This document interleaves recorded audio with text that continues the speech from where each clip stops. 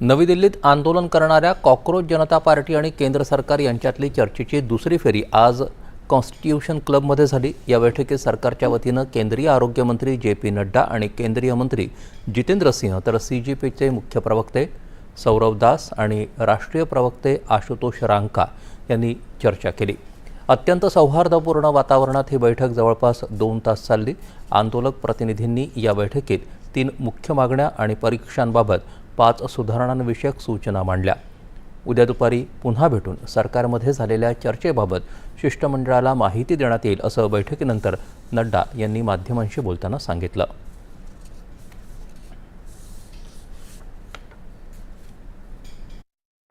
आज हम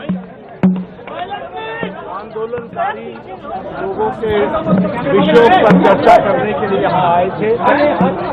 लगभग 2 घंटे बातचीत चली।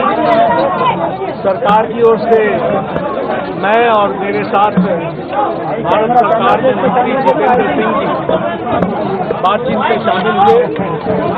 उनकी बातें हमने सुनी। बातें सौहार्दपूर्ण वातावरण में हुई और कई दृष्टि से उन सारी बातों पर हर तरीके से चर्चा हुई। उनकी मुख्यतः 3 डिमांड थी और 5 सुधार के दृष्टि से परीक्षा के सुझाव में हमने उनको कहा है कि हम कल आपके साथ दोपहर बाद मिलेंगे और फिर हम आपसे जो चर्चा वो आपको बताएंगे। त्यापूर्वी सरकारनं आपल्या 2 अटी मान्य केल्याचं समजल्यानंतर CJPच्या शिष्टमंडळानं चर्चेच्या दुसऱ्या फेरीसाठी सहमती दर्शवली।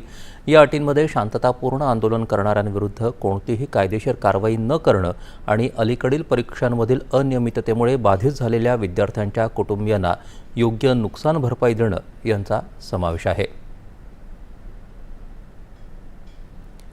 सामाजिक कार्यकर्ते सोनम